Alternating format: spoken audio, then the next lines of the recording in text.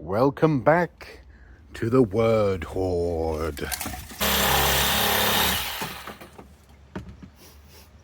Oh, that smells good. Today's word is dendrochronology, quite literally meaning a wooden timeline, but also a record of an environment over time. You might already know that if you slice a tree across its trunk, exposing a cross-section of its growth, you can tell how many years the tree was alive by counting the rings in that cross-section. Starting in the middle, each year the tree grows and bit by bit a new layer is added. These layers might be of different characters and quality. Perhaps they are thin in years of drought. Perhaps they are larger and thicker in years of plenty of moisture and nutrients. Perhaps they're discoloured in years of disease.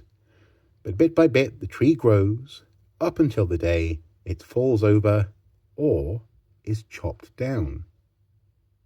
Now, this is brilliant for understanding the life of a tree, how long it lived, and perhaps what different years of its life were like.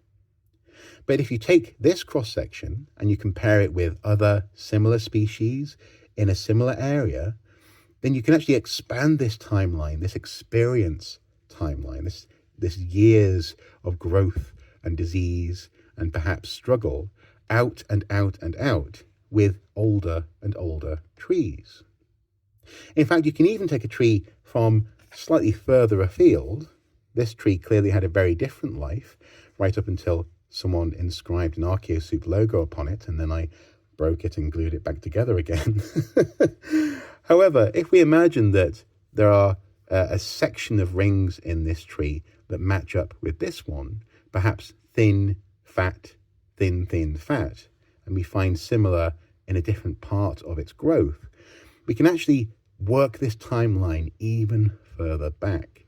These years of plenty and years of less can actually expand beyond the realm of one tree into whole catalogues of other trees and their experiences by overlapping these layers.